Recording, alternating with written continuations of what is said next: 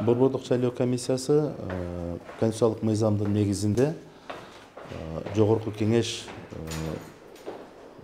аракеттеги президент мөөнөтүнөн мурда ыйгарым укуктарын токтоткон убакта бир жумалык мөөнөттүн ичинде жогорку кеңеш мөөнөтүнөн мурда президенттик шайлоону дайындаш керек. Ал мөөнөттүн ичинде жогорку кеңеш президенттик шайлоонун мөөнөтүн даярдаган жок. Ошого байланыштуу анын мыйзам боюнча шайлоонун мөөнөтү аяктагандын эртеси күнү Кыргыз Республикасынын президенттин мөөнөтүнөн мурда шайлоосу дайындалды деп эсептелет. Ошого байланыштуу Борбордук шайлоо комиссиясы 2 күндүн ичинде добуш берүү күнүн белгилеш керек. Ошого ылайык 24 октябрда Борбордук шайлоо комиссиясы тарабынан 10 январь 2021 жылды Кыргыз Республикасынын президенттин мөөнөтүнөн мурда шайлоосун дайындады. Ошого жараша президенттик шайлоону даярдоо, аны өткөрүү боюнча уюштуруучулук практикалык иштерди жүргүзө баштады.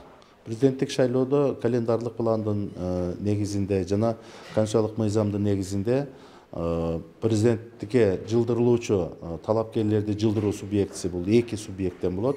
Биринчиси жарандар өзүн өзү көрсөтүү жолу менен, экинчиси саясий партиялар тарабынан талапкерлерди жылдыруу. Алардын мөөнөттөрү, жол жоболору мыйзамда көрсөтүлгөн.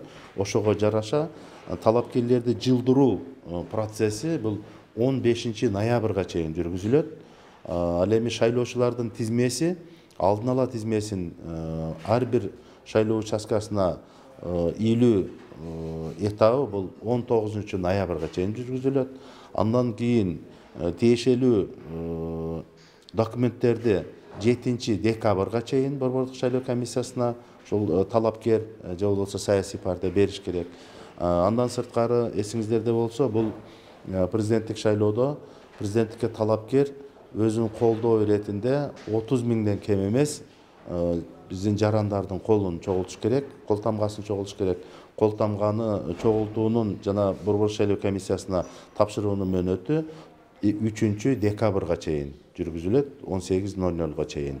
Андан кийин ошо шайлоого даярдык, талапкерлерди каттоо, үгүт алдындагы иштерди жүргүзүү ушул биздин конституциялык мыйзамдын негизинде, календарлык план негизинде жүргүзүлөт. Документтерди кабыл алуу мыйзамда көрсөтүлгөн мөөнөтү бул шайлоону дайындалган күндөн баштап ошол 15 ноябрга чейин жүргүзүлүш керек. Андан Бүгүнкү күнгө бир дагы саясий партия же болбосо жарандар өзүн өзү көрсөтүү боюнча кайрылган жок. 15 ноябрдан баштап биз кабыл алынган жылдырылган документтерди изилдей баштайбыз. Жана жылдыруу жөнүндө чечим кабыл алынгандан кийин биз ыйгарым укуктуу өкүлдөрүн бекитебиз. Ыйгарым укуктуу өкүлдөрү тиешелүү кол тамгаларды чогултуу, ошол алардагы талапкерлердин шайлоо алдындагы иштерине, шайлоого катышууга ниети боюнча тиешелүү документтерди БШКга тапшыра баштайт. Шайлоо дайындалган күндөн баштап бул кайрымдуулук иштерин жасаганга же болбосо талапкер болчу же талапкер көрсөтө турган саясий партиянын бир артыкчылыгын, алардын программасын шайлоо алдындагы үгүт катары кабылданып калат. Ошон үчүн андай маселелерди жүргүзбөш керек. 15 ноябрга чейин талапкерлерди көрсөтүү бул этабы.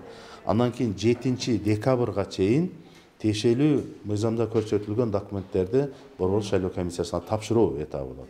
Анын ичинде мен жана белгилегендей 3 декабрга чейин кол тамгаларды чогултуу этабы жүрөт. Конституциялык мыйзамдын талаптарына ылайык бүт шайлоо аракеттери 4-төн 1-ге кыскарат бул жерде. Мисалы, мурда 4 айлык, эгерде мөөнөтүндө шайлоо өтө турган болсо 4 айлык мөөнөттө өтүш керек эле. Ал эми мөөнөтүнөн мурда шайлоо өткөнүнө байланыштуу бул 3 айлык мөөнөттүн ичинде өтөт. Бардык шайлоо аракеттеринин мөөнөттөрү 4-төн 1-ге кыскарат. Ошого байланыштуу шайлоо алдындагы үгүт иштери 15 декабрдан башталып, шайлоо алдындагы үгүт иштери жүргүзүлөт. 15 декабрь болгондо бияктан 15 күн, ар жактан 9 күн, 27-28 күн болот. Аз эле күн Ооба. Бул мөөнөтүнөн мурда шайлоону даярдоо, өткөрүүдө болгон мыйзамдагы мөөнөттөрдүн бардыгы 4-төн 1-ге кыскарат дагы, ошондо кыска мөөнөт болот. Азыркы убакта Борбор шайлоо комиссиясынын адистери тарабынан шайлоону даярдоого, өткөрүүгө чыгымдардын сметасы эсептелип жатат.